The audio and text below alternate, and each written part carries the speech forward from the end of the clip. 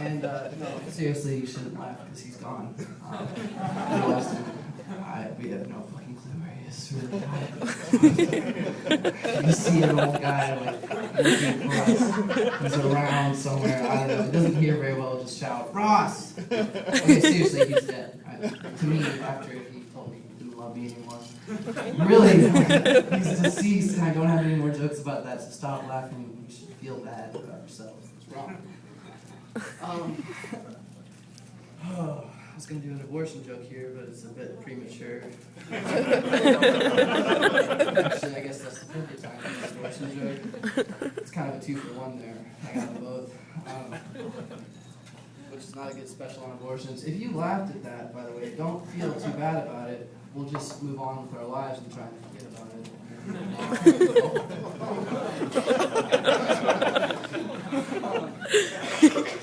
Wow, those didn't go over so well. Someone told me the hardest part about doing stand-up was standing up, and that is total bullshit. I should have worked on the comedy part a lot.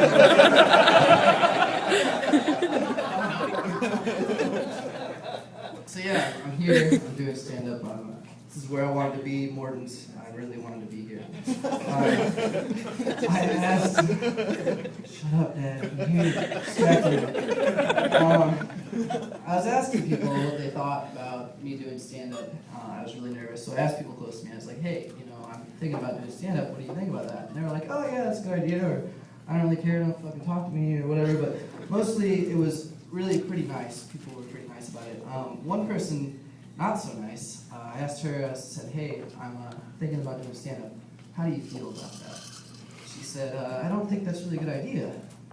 All right, well, why do you feel that way? And she said, well, I don't think that's a good idea because you're not very funny, and also, Jordan, no one really likes you. I guess that's an honest answer.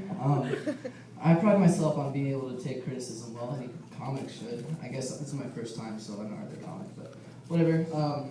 So yeah, I'm not really funny, and Jordan, no one really likes you. And I decided to respond very nicely to that. I said, well, fuck you. And second of all, Mom, no one really cares what you think. That's why I just got to put you in a wheelchair. Just kidding. I really don't even believe in wheelchairs. My mom didn't really say that. She's right there. She's totally normal. Sorry. That's terrible. There's actually a comedian in a wheelchair now.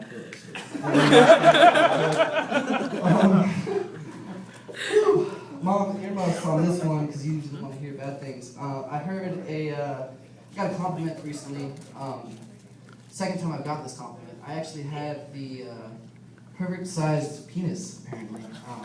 Really good compliment. And the first time I didn't really believe it. The second time I was like, yeah, all right, cool. I was walking around like this, like dick first in the faces, whenever I go anywhere. And then I started to doubt that, and I was like, maybe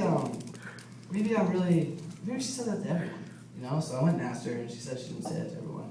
Honestly, she hadn't had that many partners before, and so she hadn't had that many partners, and I asked her why she felt that way, and she said, well, it's just big enough to where it hurts like a little bit, but it feels really good. And so it's like the pleasure with the pain. And I was like, wow, that's really cool, but I still kind of doubt it because how much can you really know about sex when you're 8 years old? I mean, that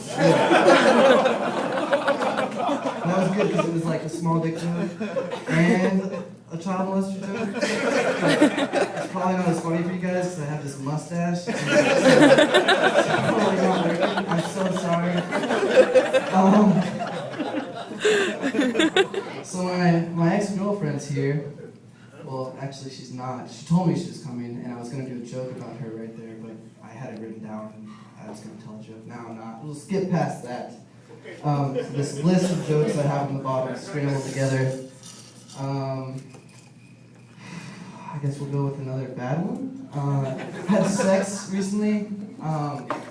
Congrats to me. And it's weird when you do something with someone and they don't really know what you're doing. Like I told this girl, I was like, bend over and arch your back, and she just That's not, you arch your back this way. And then after she did this, she's like this, and she goes, I swear to God, this really happened. She goes, don't put it in my ass, don't put it in my ass, don't put it in my ass, don't put it in my ass. And I'm sitting there like, what the fuck, what do you think I'm gonna do? Just like, where it goes is where it stays, watch out. Terrible. It ended up being alright. She didn't get off and I didn't get off, but it was, I mean, whatever. I thought about making a voicemail for alcoholics that records what you leave on other people's messages. It would be called Terrible Choice Mail. Not a great joke, but it was on the list, so I said it. I guess I can do a different ex-girlfriend joke. I used to date this girl named Jordan. She was Jordan, I was Jordan. It was cool. Like during sex, we just say our own names. I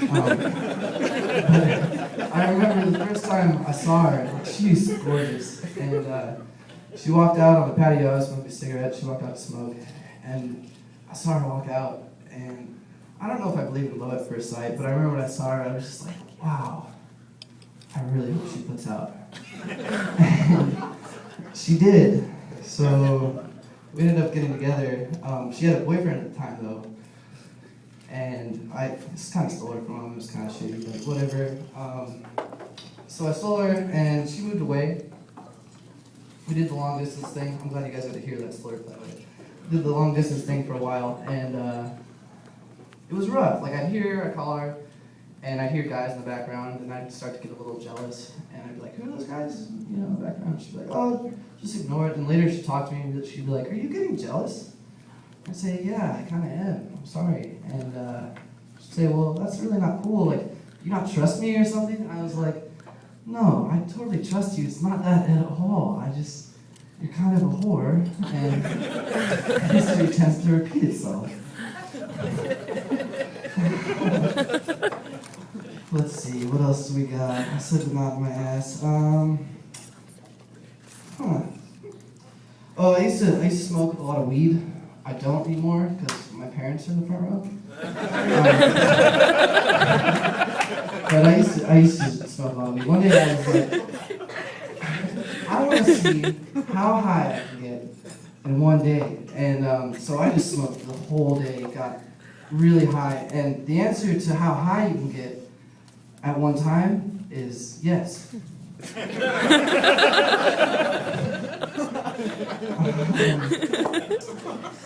I don't really have a lot more written down. I heard on the radio the other day someone got stung by a jellyfish, and the way to cure that, I guess not cure it, but to get rid of the pain is you gotta pee on it. I guess that makes it better. That's not a joke, that's like actually what you do. The warmth is a good thing. Hey guys, what's up? No, it's good to see you. How you doing? It's been a while, man, like 5 years. I haven't seen that guy in forever. Right there. Oh, makes sense. You should come up here. That's too scary. Way too scary. So yeah, you gotta pee on the jellyfish. And I just remember thinking, like, who was the first guy that like thought of that? Like some guy was like, "Oh fuck, dude, I just got stung. This is terrible." And everyone was like, "You try running it underwater and putting medicine on it? What about the cream? You should have done the cream." And then some guy in the background was like, "Maybe you should piss on it." And everyone was like, "That guy's a fucking idiot. Don't listen to him." But it really ended up being the cure. I really don't know how to end that joke. I never really wrote it, actually. I just wrote down the fact that happened. But I guess I'm going to end on it, because that's all I got on that. So, thank you.